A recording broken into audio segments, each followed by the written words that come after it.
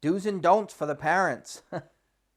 Well, if you haven't turned off by now, I'll keep going. If you haven't turned the video off, yeah, I've as a former professional baseball scout, I've probably been to thousands of games, college games, high school games, pro games, and I've seen more parents in action probably than just about anybody out there. So I do have a lot of experience with this.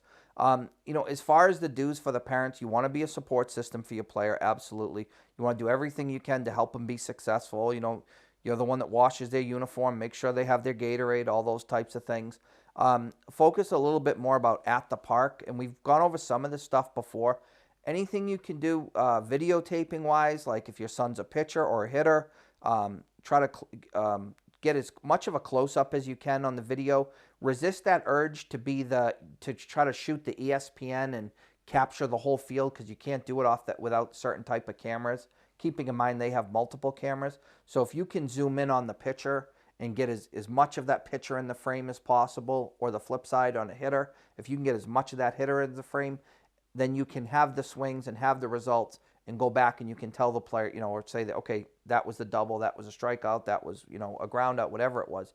I think you'll get more out of that than that far, far away trying to film the whole thing, because you really won't see any technique. You will see what happened. You'll see that he grounded out or hit a double or a triple, but you won't get much for training purposes out of that.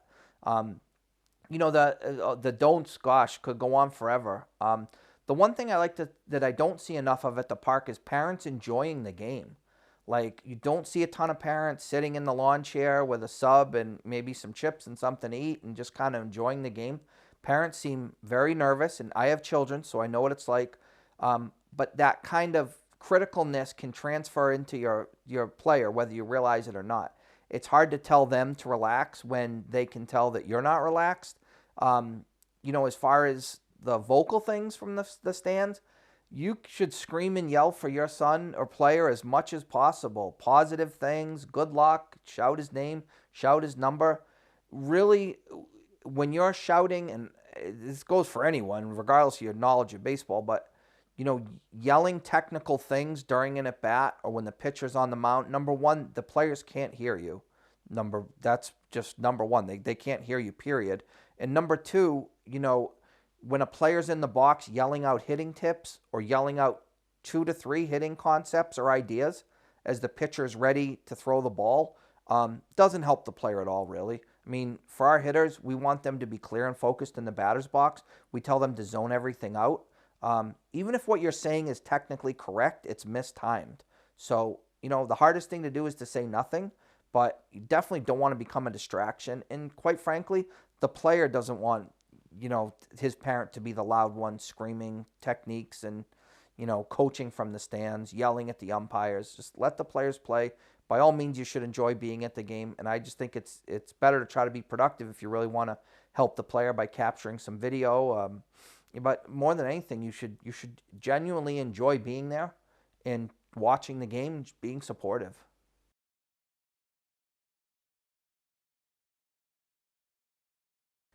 So from the recruiting standpoint, the role of the parent, and we've gone over some of this before, but now that we're in season, the parent should definitely be involved helping the player, keeping in mind the player could be 14, 15, 16 years old, so we couldn't expect them to handle all this on their own.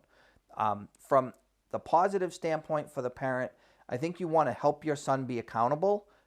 It's okay to ask him questions. Hey, did you get back to that coach that emailed you? Did you send your coach your schedule that he asked for? Kind of monitoring the communication and asking the players, hey, have you heard from any coaches? Yeah, I heard from these 5 coaches. What did they want? Okay, did you send them back what they asked for? I don't think you can ever have too much of that, because it will reflect negatively on the player if he's not responding to a college coach. We definitely don't want that, especially if the player really genuinely has interest in the school. Um, the college coaches, any college coach out there is going to tell you they want to hear from the player, because the player is the one they're going to be dealing with, and the player is the one that has to be responsible. So they don't want an email from mom and dad on behalf of their son. Can mom and dad proof the email? Absolutely. Can they look at the draft? Can they help their son write it? Absolutely. But the communication has to come from the player.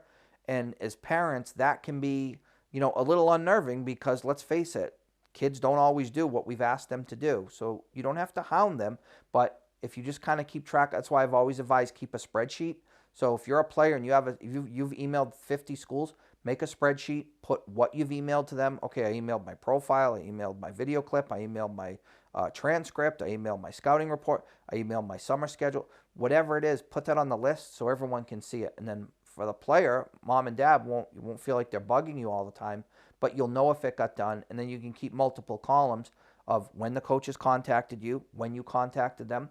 When a coach contacts you on his own without you reaching out to them first, that's a separate category. Again, coach from UMass contacted me. What did he want? He wanted to know if I had any video. He wanted to know if I had a medical. He wanted my transcript. And then you can put in there what he wants and when you sent it back to him. I mean, I like to say it's a good problem to have. I mean, we'd all love to be contacted by 50 or 100 schools, but if that does become the reality, you now have to maintain that relationship of giving the coaches what they need, making sure there's no missed opportunities. So as a parent, I think it's definitely wise to be involved. I don't think that makes you overbearing.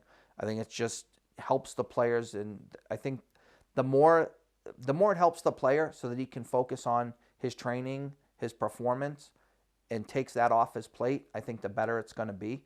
Obviously, the player has to know his role and the accountability in it. But I just think I feel like parents tend to do less from what I've noticed because they don't want to be overbearing. I don't think it's overbearing to kind of keep the guardrails on and making sure that things are getting done. If you enjoyed the video, please let us know by leaving a like. If you have a question you'd like answered, please leave it below in the comment section. If you want to catch more of this content, make sure you follow or subscribe so you don't miss out on anything. Thank you. See you next week.